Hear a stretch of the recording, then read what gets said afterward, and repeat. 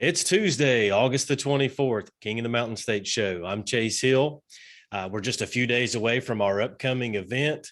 I've got a great guest here for me today. He's going to give us perspective of the coach and what it goes creating some of these fighters. He was a great fighter himself, Coach Gary Wolfe.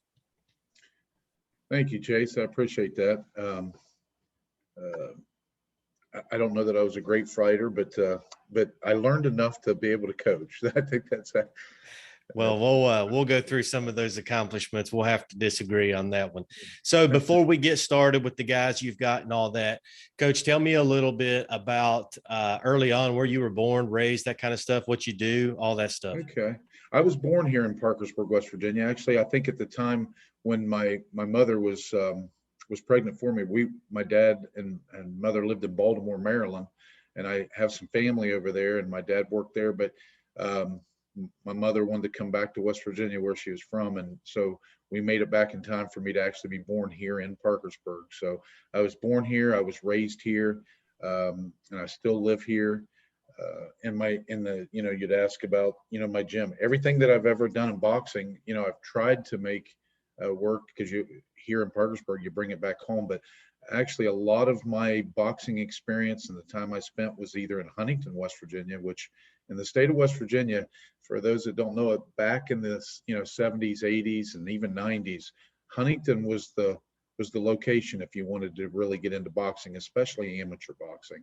So I spent a lot of time down there, and then you're aware of my old coach that I picked up a lot from once I turned pro, which the name, and he is famous guy, Sam Jones, and he lives in a little town called Gloucester, Ohio. It's very small, outside of Nelsonville, heading toward Columbus just a little bit, but I spent a lot of time over there. But always trying to do things here in Parkersburg. I mean, something always brings you back to West Virginia.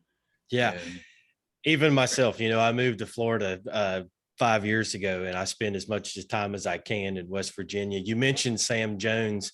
I almost feel like they should take his gym stuff that he's got there, make a museum out of it someday. People talk about old school boxing gyms and stuff. That's one of them. I know you spent some time in it yourself. yeah, I actually went there. It was it's coming up on 35 years ago, the first time I visited. And everyone sees Sam Jones now as he's an 80-year-old man, still can move, still does his things, but he's 80. And he looks like he's not all that big, and of course he doesn't look as intimidating as he once did. But when I first went in there, the very first time I visited that gym, we joke about the story, but I did just come back from the Nationals and started to fight pro, and someone told me all about him and said, you got to go there. And that's what I try to tell these guys today. Anywhere that I heard that there was someone that knew something about boxing, I would find a way to get there one way or another, because I thought, hey, if I'm going to get better, I got to go explore everything. And my first visit to his gym, he had several good amateur boxers in there, and he tells the story and says, Gary came in there and beat up all my fighters. So next thing you know, I look, and Sam's coming into the ring, and he's got a pair of gloves on, and he put some knots on my head. And even then, he was probably 50 years old, or he was. No, he was in his 40s. Yeah. And he was about 240 pounds. It kind of wasn't fair. He was about 235, 240. I was about 165, 170. But I've been fighting for a long time, even in my neighborhood or whatever it may be. And sorry about that. And I just remember thinking, I'm going to have to take this because I must have done something to tick him off. Right. And he said, you came back the next day, so I knew you were a fighter. There you go. One of the reasons I have so much respect for Sam is he's always treated me like a friend he's known his whole life. We've went against each other, my guy in one corner, his in the other corner, I think 4 times, and I'm yet to beat him. He's 4-0 against me, so he's good. But so what, training with him and all the beginnings of that, I know you had a pretty lengthy, nice, big amateur career. You and I have one philosophy in common about the amateurs and where we think that the real fighters really come from, that kind of stuff. Tell me about whenever you wore the gloves yourself as an amateur. Well, when I first started, when I was a kid, actually the local police department started a boxing program, and I think the police chief at the time owned an apartment building right next to my grandmother.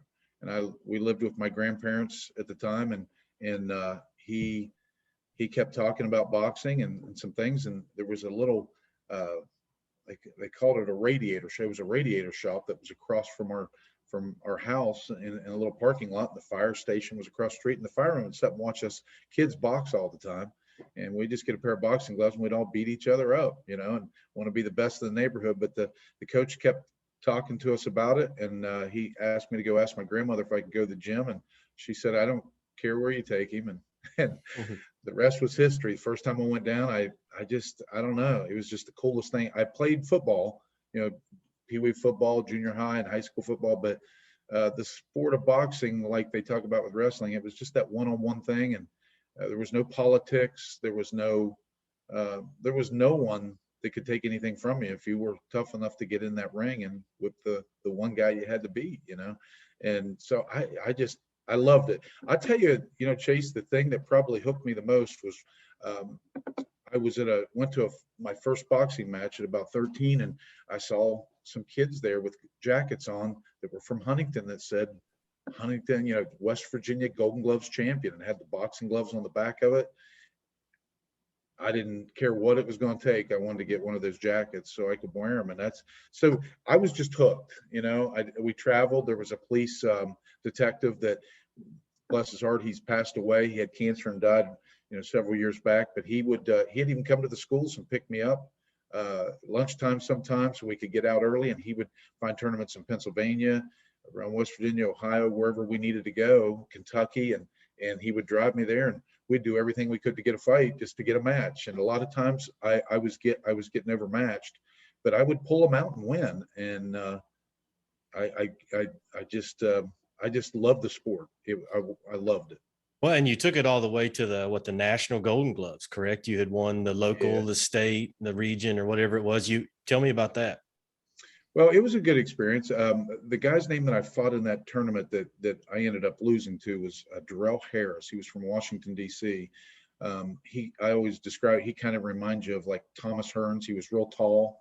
At that time I was about 6'1", 160, but I don't know, his shoulders and his height, everything was just too much. But I believed that, I'd won some matches to get to the finals, and even the guys on our team from Huntington were kind of dogging me a little bit about it, saying, "Hey, you're going to get killed. This guy's going to kill you."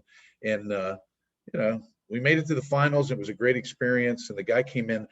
He actually came in the locker room afterwards, and I was pretty upset that I lost. They stopped the fight.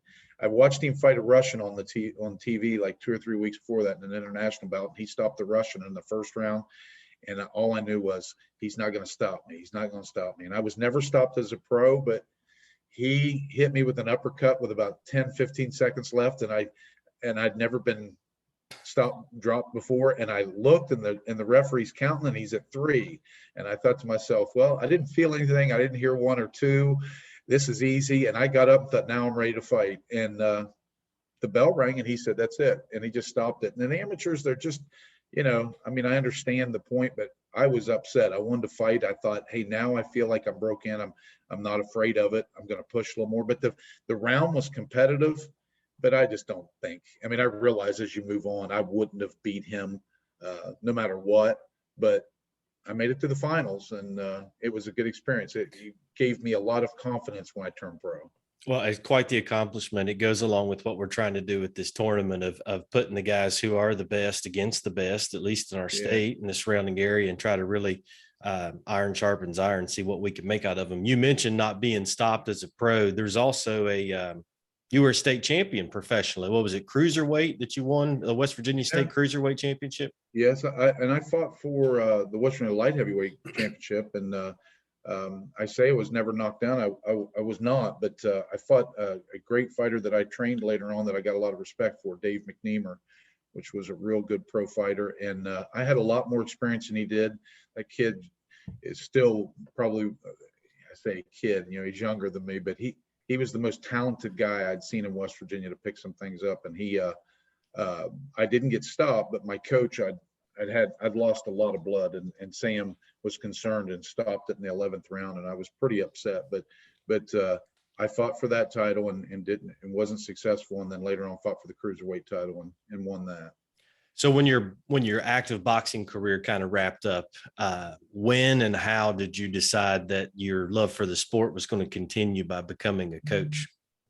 I don't think it ever did stop. I had a gym for 12, 13 years that was here in the center. It was called Wood County Youth Center, and I trained a lot of amateur kids that are around this community now that are have great jobs. They've been productive and had rough beginnings. So that, just like I learned from Sam, was probably one of the most rewarding things. So I spent a lot of years doing it that way, working the amateurs and just always trying to do the right thing to teach. And then just the more I did it, the more I studied it and loved to try to put a game plan together, beat somebody at what they would do, and then help these kids develop. And if they would come in with not much, and then I'd see them develop, I was happy for them, but it was rewarding for you as a coach to see that you could take someone from this level to that level. So it's always been a part of me. You can only fight for so long, Chase. So hey, I'll be around it any way I can. You don't think about coaching. It's just something that I look back and realize, hey, I tell everybody I think I'm a better coach than I was a fighter, to be honest with you. But I don't know how you could actually coach if you hadn't experienced it. Well, and you actually will affect more people. You'll be able to make a positive impact on people's lives more as a coach than you are as a fighter, just to get the opportunity to kind of mentor these guys. I know that most of what we talk about is X's and O's and the science of boxing, but you really get to know these guys. You spend a lot of time with them. You see them face adversity, and you're the kind of the rock they lean on. Tell me about your gym, where it's located. I know you guys recently either did like some renovating or some adding on, or you did some really cool stuff in there. I've seen pictures of it. It looks state of the art. Tell me what's going on there with the Wolfe Boxing Gym. Yeah, it is state of the art. I mean, Sam has just said, Gary, you got a great thing here. And of course, when we go to Sam's, Sam's gym is the oldest gym in America. Mm-hmm. It was opened in 1936. And the thing is, I've bought Sam some new equipment for his gym at times. He won't use it. He doesn't put it up. A matter of fact, some guy just did some painting for him recently, and he was concerned because he didn't want none of the papers or the pictures moved because he was afraid that they would fall apart. And he's probably right. But my gym, I think for us to get up with what's realistic going forward is we got to get state of the art. And so when I put it in, I kind of based it off of my experience with my other gyms, and we've got a beautiful ring in there, but I've got all the best bags that you can buy. I mean, I went out and spent whatever it took to buy the best equipment. We've got a little of everything, but I think the big difference is I've installed I got a 100-inch flat screen in there that has connections with cameras. And with these cameras, we can video from all angles, whether it's sparring, pad work on the bags, even shadow boxing. And like with Derek, for instance, right now in this progression, that's what we do. We will film it, and then we can look back on the dates, but we watch it, and then we work on from head to toe where you're missing it, whether you set the butt down enough, whether you're using your core, whether your chin's here or there. And it's technical stuff over and over and over and over. And then we just watch it with the film, to just like you watch football films, to try to see if we can make ourselves better and better and better. So I think that's what makes it state of the art. And then we've went out to try to make ourselves known to a lot of people, and we've had some pros that are coming in, some different connections that we're making. So sparring obviously is a big deal. And then we just try to open our mind to listen to everyone, so you don't have to use what everybody does, but I think you should listen, and then you can kind of filter it through yourself. And I've been doing this now for over 40 years. But I'm always open to trying to learn, trying to see if I can learn something from someone else. So the gym is state of the art. I mean, we've got everything there. I don't care what it is, boxes, medicine balls, everything that the top trainers today are doing things to strengthen for speed, agility, power, all that. We utilize all those drills and do that stuff. It's not just hitting heavy bags, and it's not just sparring. It's a little of everything. Well, and one of the things I really noticed about your gym and talking to a lot of these guys is they have to, maybe their strength training has to be facilitated at one gym. Maybe they go for whatever training at another place, and then they're going to the boxing gym. Your place kind of encompasses everything it takes to become a good fighter. And it's a one-stop shop there where the guys can kind of, one spot and do it all. Now, you just came back from Las Vegas not too long ago. You got a Yes. chance. I think you spent some time out there at the Mayweather gym and that kind of stuff. What was that like? Oh, I'd been there 2 times before. Going to Mayweather's gym is something everybody wants to do. I'm going to take Derek out here soon. But Chase, I know we're on YouTube, and I don't want to cut Mayweather because they've opened the doors for me. They've been very, very, very nice. But what I get from Mayweather's gym, and we give credit to Floyd himself, I don't see him in there. I see his dad, I see his brother, I see his cousins, his uncle, and then we see a lot of other trainers. That place is set up really to just make money. So when you go in, the development of anyone, working with anyone, it's these trainers bring their own guys, and they kind of do their stuff, and it's not happening. So going in there is a cool thing. But honestly, the other gyms that I go to, like Johnny Tacos and some others, the city boxing club, we go in there. Now you've got a lot of amateurs and pros, and the coaches are coming, and we get together and we do try to work on talking about different things that you can do. So Mayweather's is something that I want everybody, like my son went there to see it, and Derek, will go see it. I want him to see it, but it's not like we're learning as much in there as we do in the other gyms. It's just cool to say you went to Mayweather's gym. I've spent some time in Las Vegas. I've had 4 guys fight on undercards of Mayweather events when he was in the ring. Yeah. Jordan Moore, John Hill, Zach Kuhn, Bruce Runkle went out for one. And, but like you said, your gym is to really create fighters. There's a somewhat of a business, almost like going to the pawn shop there that they do the TV shows and stuff about. But that's the best way to describe it. That's what it's like. And it's almost, they should almost be selling tickets, but, Yeah. So tell me this, I know you got Derek. It's one of the reasons we got you on here. He's got a big fight coming up. I saw him before you had gotten him. I seen him a little bit afterwards in the gym, his videos. He looks great. Really a great person when I met Derek. I think the world of him. I think he's got all the potential. I know he'll have a pro career here soon. Tell me a little bit about what you've seen out of Derek since you got him and where we're trying to get him to. Well, Derek's a good athlete. And like we've talked about, he's a great guy. And he's got a good work ethic. But some of the things that we're trying to focus on is, and we've all talked about it, and I've talked to Derek about it. I'm not going to say things to be, overkill what he is or to cut him down on what he is. We all have to develop. But we want to see Derek. He's a good guy, but I've seen a part of him that can get pretty serious and mean. But we're working on trying to get more of that out of him on a consistent basis. And we work on a lot of stuff that once in a while I get a little, I think he gets a little confused as we do this progression of understanding the pro stuff and coming out of the amateur. And I want him to be busy, but I want him to understand tempo. You can't throw everything hard. So it's that little balance of you either throw everything hard and then you run out of gas, or you have to understand if I throw 10 punches, I can set down on 2 or 3 of them, but I can't set down on all 10. And then I can't set and pull back and not throw the 10 because I'm afraid that I'm going to run out of gas. It is a mind thing in the fight game that is the hardest thing for those guys to develop. But what we just sparred last night in Sam's gym and worked hard. He wasn't happy with himself, but I was very happy, and he works hard. There's things that we work on in the technical stuff, and I think he expects every time we spar to be able to just utilize every bit of it. And I'm trying to get him to understand if we're making a little bit of progress, we're making progress.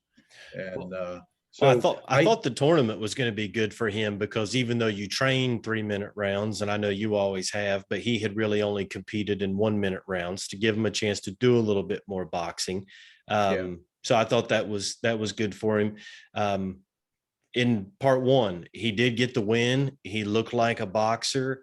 Unanimous win over Chris Frazier.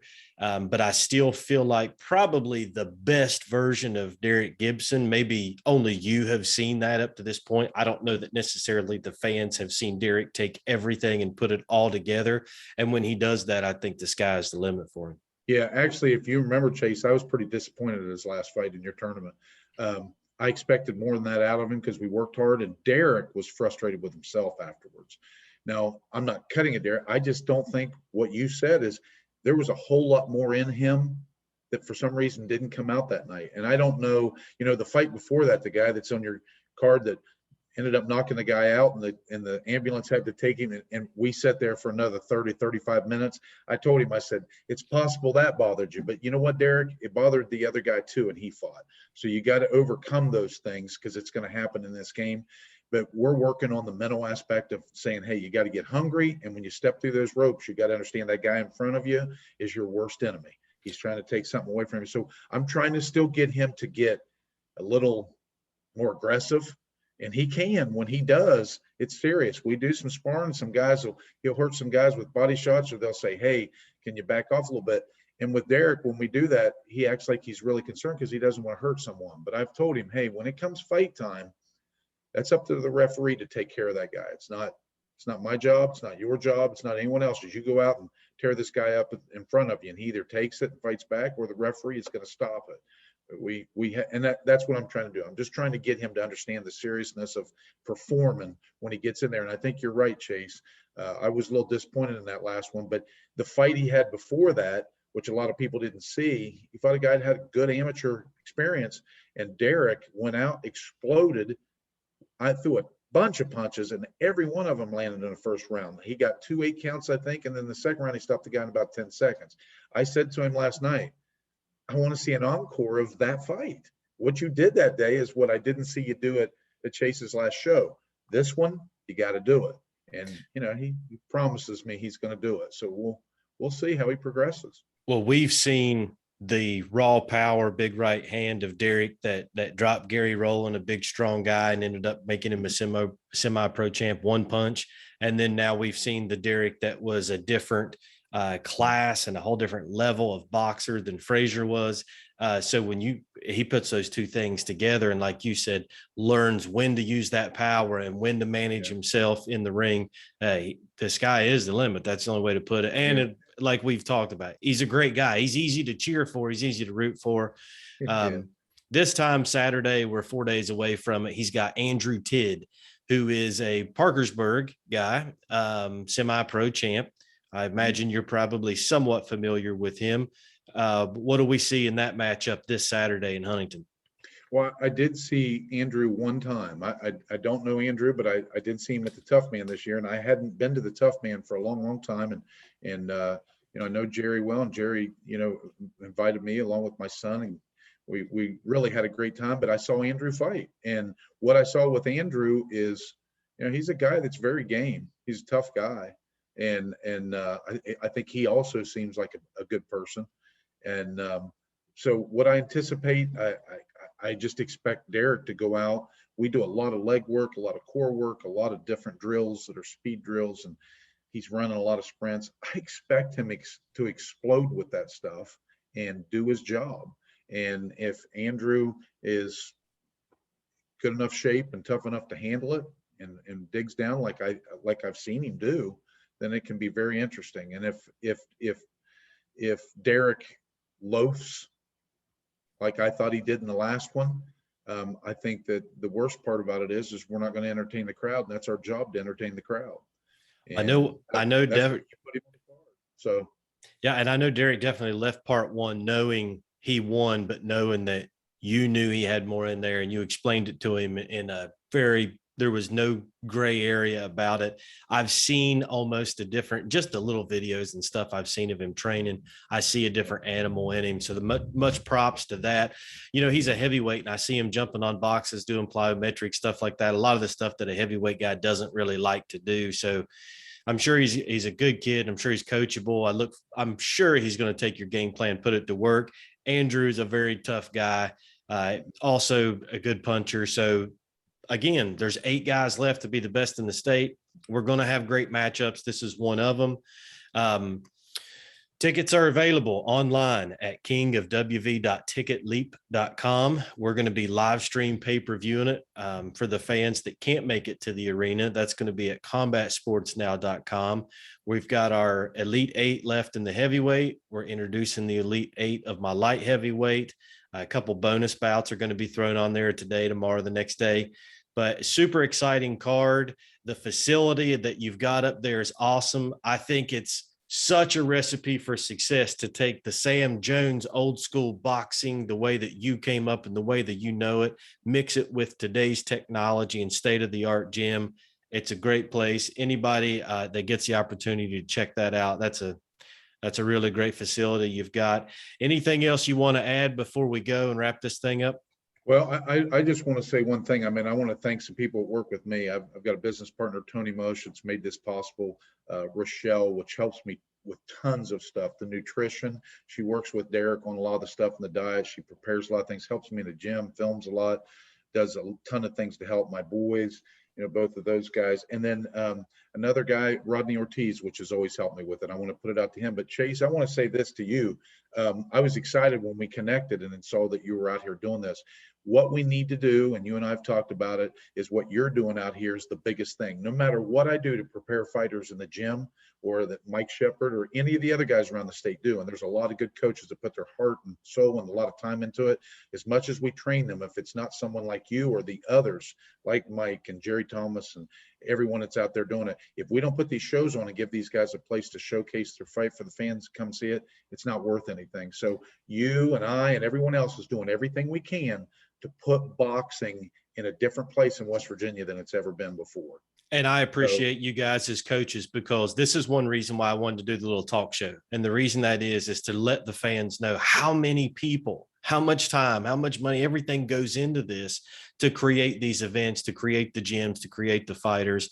It's not just show up and put the gloves on and see what you're doing. You got a great thing going on. Thanks for taking time to join me today. I'm going to have you back on after the event so we can break down things and recap, not just Derek's fight, but the rest of it. I want to get your perspective on that.